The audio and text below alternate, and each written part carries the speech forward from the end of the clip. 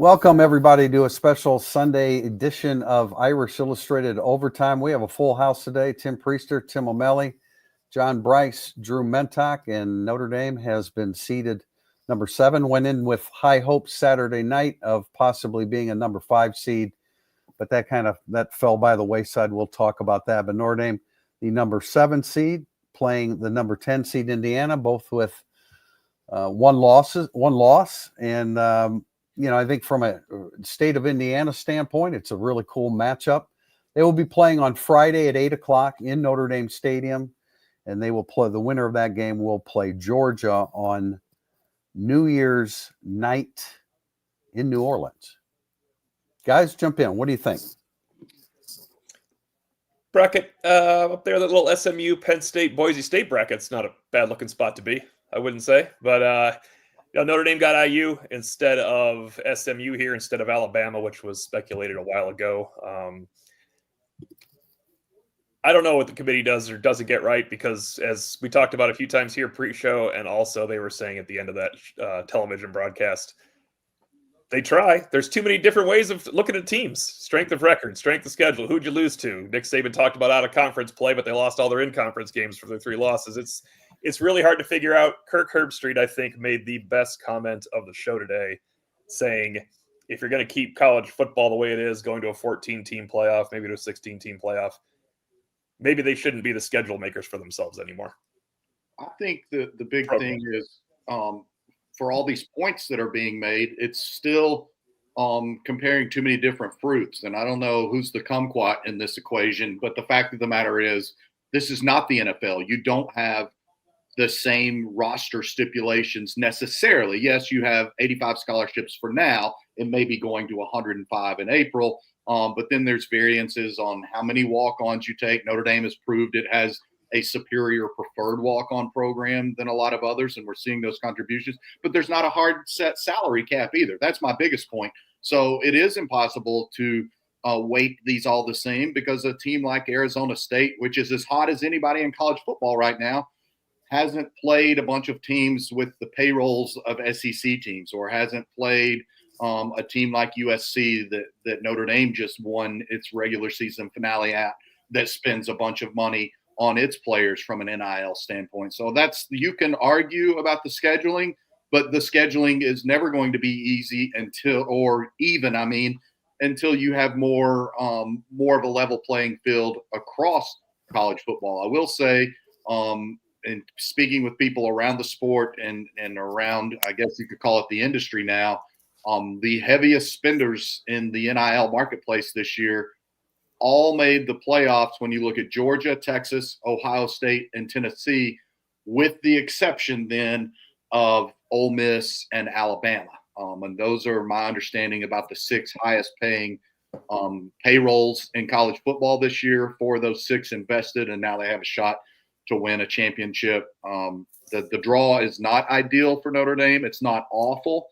But I think the 6th seed, as it turned out, is the best seed of all. Yeah, I definitely agree with that. The 6th seed definitely looks the most enticing, I think, is both you mentioned, John, and T.O. So I think I agree. I made a big deal about Notre Dame wanting to get the 5 seed. It turns out that Texas losing in the fashion they did, if maybe Oregon had held on to that 15-point lead it had in the 4th quarter, we might be looking at that as the path for Notre Dame going forward, but it just didn't quite shake out that way. Yeah, again, this is the point that I've been trying to make all week. There are so many criteria to consider, that everybody has a rooting interest, and so you can determine depending upon your rooting interest, you determine which criteria are more important than the others. But there's about 5 or 6 different things that have to be taken into consideration. And when I look at the final 12, I understand that Alabama's going to have a complaint and Miami's going to have a complaint. But, as long as we're playing conference championship games, which, Tim, I think that's another thing that has to be changed, especially if you go to 14 or 16 teams. My goodness, are you going to play 20 games? I think that has to be changed, because think they're finally coming around to it, Tim. Well, yeah, because teams don't want to go to a SMU. You know, SMU was talking about, their head coach was talking about, this was before the game, if we suddenly come down with COVID, we're in the playoffs. Well, they lost, and they're still in the playoffs anyway. But you understand the point. And so that, to me, what you said that Herb Street said, I think is really, really interesting. But wow, that's a completely different approach. The first thing you need to do is eliminate the conference championship game, so when the regular season's over, you can get into the tournament and avoid this desire to not compete in a conference championship game, which is only going to get stronger if you maintain that process. You know what's funny is I was talking about Georgia as a rough second seed, but the winner of the Georgia / Notre Dame IU game gets a way better semifinal situation with either Boise State, Penn State, or SMU. You almost would sign up for that rather than trying. I mean, first of all, Tennessee and Ohio State have the trials of Job coming in front of them right now. They have each other, Oregon, Texas, and either Georgia or Notre Dame, unless something crazy, then they get lucky. That's what Samson was talking about, avoiding that side of the bracket. I'm not sure we knew exactly who is all going to be included in that side of the bracket, but That goes to the point that Herb Street talked about too. With Oregon, definitely got kind of the short end of the stick, despite winning all its games and having the number one seed. Now they get the bye, but then they're Ohio State or Tennessee, probably Texas, and then potentially Georgia or Notre Dame or whoever. They get the bye, but they might have to face the best teams in order to win it all. So that's kind of an interesting thing. I think the 12-team playoff, it should be a damn hard road for everybody. I just think that Penn State has the most conducive path and has the least argument for having the most conducive path of anyone in the field. TP, you make a great point about conference championships. What I would ask is, okay, what about that money? Because now money is more important than ever before. There's no doubt. I'm not saying it will happen, and that would be the greatest impediment to it. There's no doubt. But it's the thing is, it's not like that conference championship money. Then if they cancel those games, it disappears and whatever. Like it doesn't just impact college football is my point. That conference championship money helps fund so many other sports at these schools. They have to figure it out, but they do need to adjust it. Especially, we know it's going to go to at least 14 teams in 26, if not 16. You've got to start playing the games earlier in December because guys are making their decisions on their futures by the time that the championship game rolls around. I mean, you will have teams playing for the championship on MLK Day, Monday, January 20th, and there will be schools everywhere that have already started their winter semesters. We've never seen that in college football before. I do want to talk about Indiana. I tried to prepare for 4 possibilities so I would be able to talk with some level of intelligence about Notre Dame's opponent. Fortunately, Indiana was one of the ones that really seemed like the most logical once everything shook out last night. But we talk about playing Georgia in the second round. I mean, that's probably Georgia without Carson Beck. That was a nasty looking injury last night. I guess there's still quite a bit of time for him to recover from that. I'm not sure that I ever actually heard the specifics of that injury. Do you guys know anything about that? He's scheduled for an MRI today, and I was told that they're concerned about ligament damage, which is obvious. If he's getting an MRI, then you're certainly worried about it being ligament damage and not a break. You would presumably tell immediately there on site, especially with the technology that they have in that stadium last night. They can do X-rays in-house, but he was getting an MRI today, and the concern there is ligament damage in the elbow. I think all of it, I saw it live. I mean, anyone is popping back and forth, but I mean, anyone that saw the way that the arm is simply not meant to bend in that direction. That was pretty nasty. So, so from that standpoint, I mean, if you're dealing with Gunnar Stockton, who was 12 for 15 for 71 yards with an interception, if you're dealing with Gunnar Stockton instead of Carson Beck, or even if it's Carson Beck, he's like, even if he can bounce back to come and play, he's going to be sidelined for quite some time. Today is the 8th. The game is on the what would that be, the first? Yeah. Anyway, we're getting ahead of ourselves because I mean, I said this before we got rolling, and I believe this. I mean, Indiana, I don't care who they played during the season. This is an Indiana team that never played football like this. And if you look at their national stats, which are only worth so much, I get that. But if you look at their national stats, they are among the top teams in the country on both sides of the football. And this will be a challenge for Notre Dame. I think it's a neat matchup, one that required a 12-team playoff for Notre Dame and Indiana to meet again. I would note on Gunnar Stockton, and yeah, we're getting ahead of ourselves, and we'll talk more about Curtis Rourke in the coming days and weeks. He's the key to the IU offense. But Gunnar Stockton just has 51 career passes and another 11 career rushing attempts, I believe. So you're talking about the potential, if you're Notre Dame and you take care of business at home, of facing a quarterback who doesn't even have an aggregate of one full game of experience to his credit. So I do think that's significant. Indiana made great use out of the transfer portal. There's a bunch of guys on that Hoosiers team that are accustomed to winning. They won a bunch of games with Cignetti at James Madison. They followed him to IU. Then he was strategic in selecting some additional players out of the transfer portal. I think there's 2 or 3 other former Big Ten players that are on this IU roster. But Curtis Rourke is the key. He makes it go. He's a little bit more prototypical than a Riley Leonard. He can do some stuff with his legs, but he's not as mobile and able to throw off platform the way Jaden Maiava was that Notre Dame just saw last weekend in LA.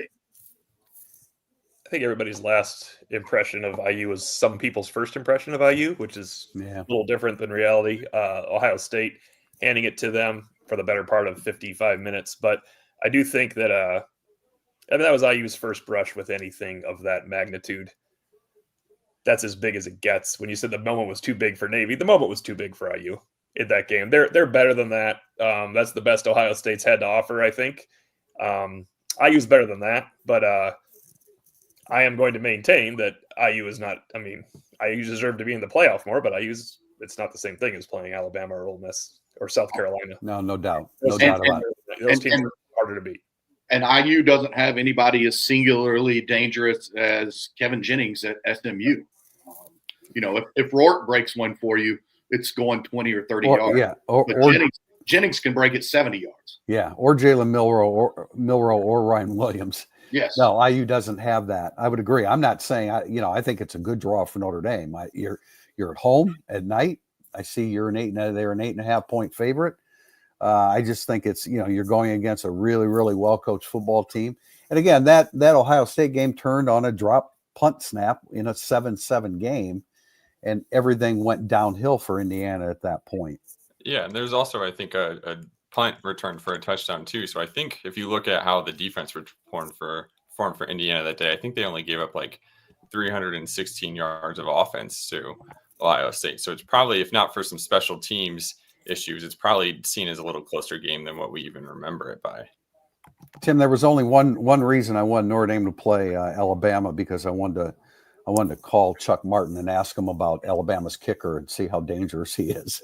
Yes, that would have been worth the. I'm not sure that would not have been worth the price of admission. Actually, no, for those that don't remember, the Graham Nicholson, the kicker at Alabama, who's presumably going to be kicking in a bowl game somewhere now. He was stolen from Miami of Ohio.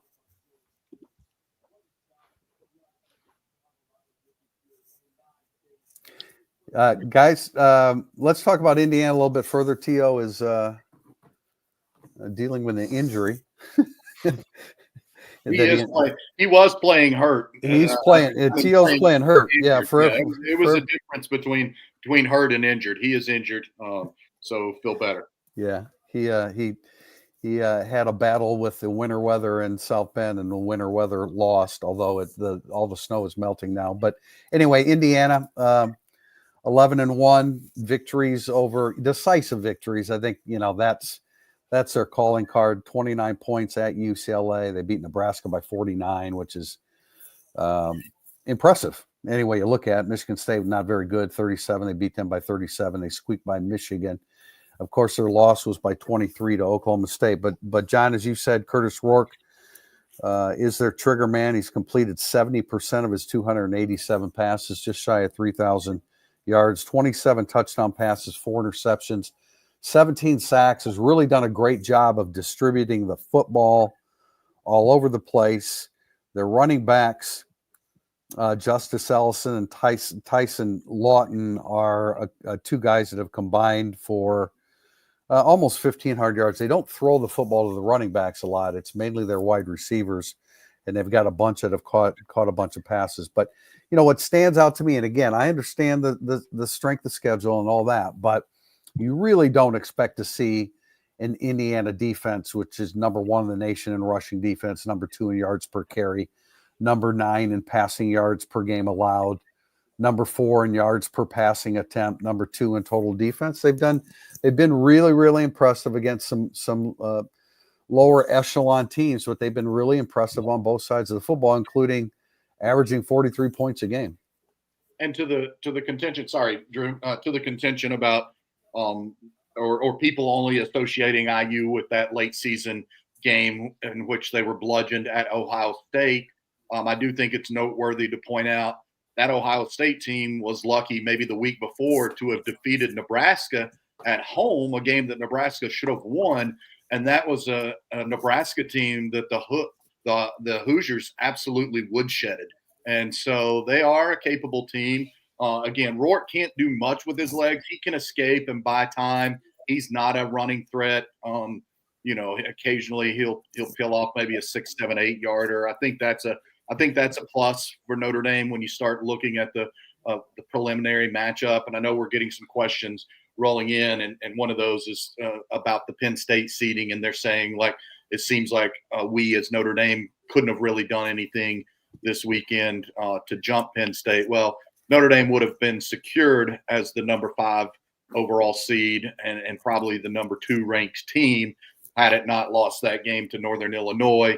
From that point forward, Notre Dame did everything it could. And as we discussed on our podcast and platforms late last week, you know, I felt very strongly that for Notre Dame to get locked into that 5 or even that 6 spot, they needed either Texas to beat Georgia pretty resoundingly or vice versa. And then you absolutely needed Penn State to have lost that game last night by more than 8 points. It looked like it might be a runaway for Oregon. I think it was 28-10 at one point. If it holds 28-10 or an 18-point margin, I do think you probably see Penn State and Notre Dame flip-flop. But again, the game on Friday night, that's an element that we've been discussing now for several weeks. So our viewers and listeners and those on Irish Illustrated are not at all surprised to see the Irish on Friday night. TV networks really, really wanted that. Drew, weren't you surprised that – I mean, I think we're all surprised that Penn State scored 37 points against Oregon. I didn't anticipate them being able to do that. No, I was honestly impressed with Penn State. They definitely kind of exceeded my expectations, especially like John said, when they got down big kind of in the first half. I kind of was just expecting Oregon to run away with it, and they kind of just kept battling.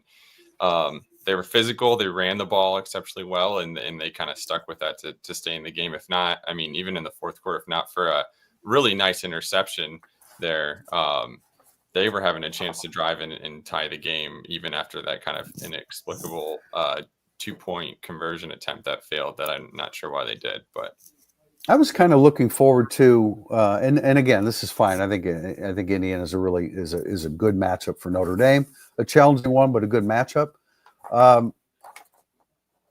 You know, and I realize that we're probably not that none of us were that impressed with Iowa State going into their game with Arizona State, but Arizona State has become a pretty darn good football team with a 34-year-old head coach who never ever was predicted to be 11-2 this season. Yeah, no, and Scattaboo is phenomenal. The running back, he had a season's worth of highlight runs just yesterday against Iowa State, and they exposed Iowa State as we felt that they would. They're playing really well. He's got Dillingham has the pulse of his team really well. I think they play with a great energy.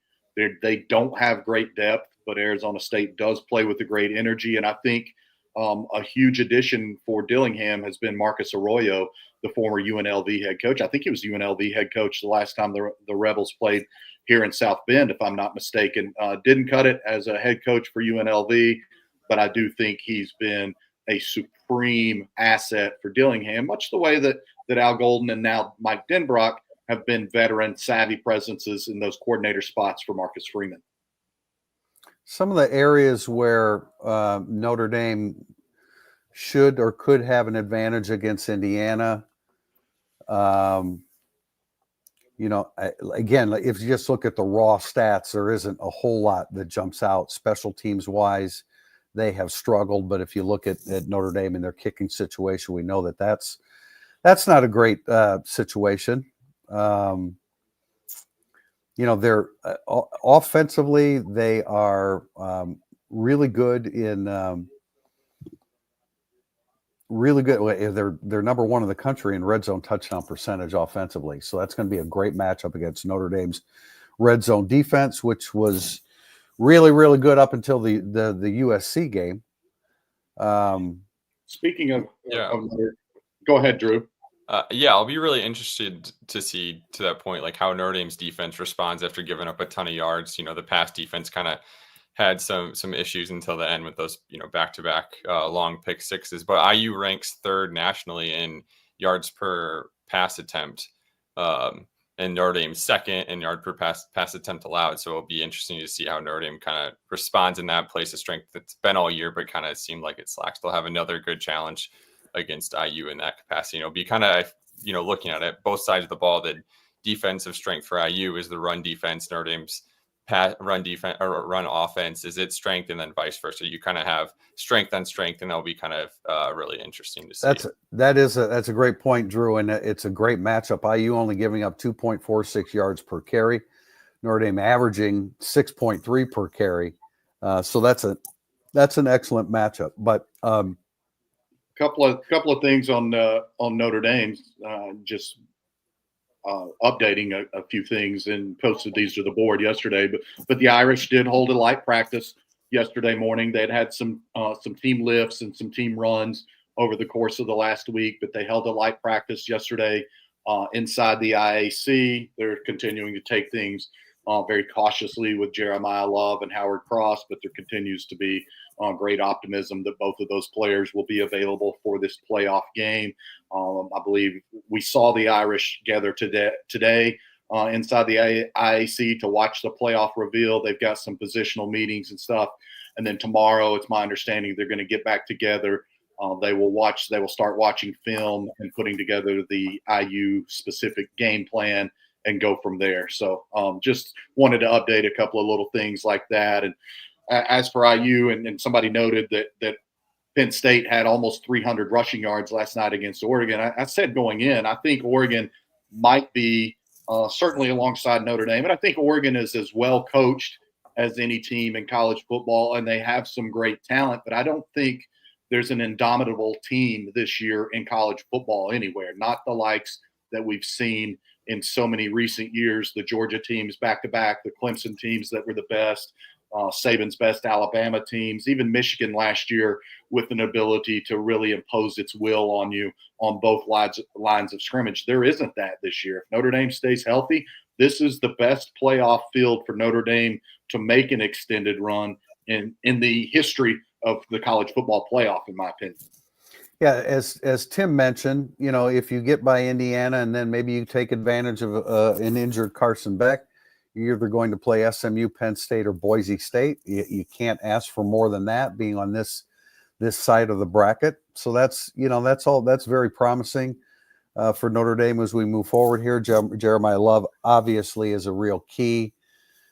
We JB, I know, like you, I believe I'm asked every single day, what's the latest on Jeremiah Love? And I say, well, he hurt his knee, 9 days ago or 8 days ago, and I will continue to say that next week because I think that'll be something that's going to spill into game week before we know for sure. But it does, contrary to some of the things that we heard early on as we were coming out of Los Angeles, they are encouraged. I think, there's no reason, unless there's a setback, that to be anything but completely confident that Howard Cross III will be participating in this game. And that's, that will prove to be important because Notre Dame has to, in addition to stopping Curtis Rourke in the passing game, Justice Ellison and Tyson Lawton will be the guys that they'll have to keep an eye on. Guys, anything we're going to be jumping into a press conference here a little bit later this afternoon with Marcus Freeman, or a teleconference, I should say. So we'll get more from them, maybe an update on Jeremiah Love, although I would imagine that he's going to let that play itself out for a while before we go any further. But any other comments on Notre Dame, their matchup, and the brackets, et cetera? I just want to say that I think the committee, when all is said and done, because we get worked up about votes taken the first week of November and the middle of November. At the end of the day, the only vote that really mattered, the only seeding that really mattered, was the one that they put out today. And I understand with Penn State. I mean, Penn State certainly seemed to get breaks every week along the way for this. But we can nitpick, but when you put it all together, and then Clemson ending up winning the ACC championship game, I think the committee did about as good of a job as you can to reduce the criticism, because no matter who they pick, and they were making this clear on the ESPN broadcast, no matter who they pick, there's going to be criticism. But I thought that they did a pretty good job. Do you guys have some nitpicks? No, I mean, the nitpick, I'm on record now for 4 weeks running probably with my nitpick, and that is the Nittany Lions pick. Yep. I haven't seen it. I have not seen enough. And yeah, they were valiant last night. I'm not saying they should have been dropped from the position of being a host team, but I don't think that. Well, first of all, the committee is so contradictory that it continues to rank Penn State ahead of Ohio State when Ohio State went into Penn State and controlled that game. And I will remind everyone, controlled that game to the point that they led consecutively the final 42 minutes of the game, and oftentimes led by double digits in that contest. So that's my one nitpick. The Alabama thing does not bother me whatsoever. You know what? You want to be in. You had control of your destiny. The only way you could get in this weekend was a whole bunch of help, because you weren't playing for your conference championship. So that argument doesn't sit well with me. You got blown out at a very mediocre to bad Oklahoma team that's already fired coaches and made significant changes, and that's who you lost to. So you're not in the playoff because you lost to a team that was so bad this year. They've already started cleaning house on both sides of the football. So those are my big takeaways for this. I know some obviously people who watch the show or pay attention now know that my roots are in Tennessee, and I've been getting blown up by some Vols fans who felt like they should have hosted. I think that Tennessee had a very strong argument to host when it comes down to the Ohio State-Tennessee argument. I think Ohio State deserved to host more so than Tennessee, because Ohio State has a single better win than anything that Tennessee has, and that is Ohio State went to Penn State and controlled that game and won. And when it came down to it, I think that's why Ohio State is hosting Tennessee instead of vice versa. That single data point is better. Tennessee's best win is at home against an Alabama team that didn't make the playoff. Drew? Yeah, I tend to agree. I mean, I think you're right, Tim, that they were going to be criticized no matter what they went. I think something that stood out to me from the broadcast is Nick Saban really talking about how they kind of maybe preemptively didn't make decisions that kind of put them in a bad spot this week. Like if there was no real justification for Alabama to be ahead of SMU this week if they didn't have them ahead of them the previous week and so forth. And that was probably, I mean, this is pure speculation, but are they waiting for a Penn State slip up or something to make it easier to justify the Notre Dame passing them or something like that to avoid any controversy and stuff like that? Sometimes I wonder things like that. And then those breaks didn't really happen for them. And rather than them just being kind of defiant and inconsistent in their decision making, they're kind of just hoping things break out the right way and they can avoid controversy as long as possible. It kind of seems to be what they do at times. And that would be my biggest criticism overall. Well, that's going to be a wrap for Irish Illustrated Insider. Join us tomorrow, Monday, December 9th. We'll have another edition of Irish Illustrated Insider. We'll get into a little bit deeper into the matchup with Indiana and any other details that we have from Marcus Freeman's gathering, the teleconference, as I mentioned, with the media here later this afternoon. Until then, I'm Tim Priester for Tim O'Malley, John Brice, Drew Mentock. This has been Irish Illustrated Overtime.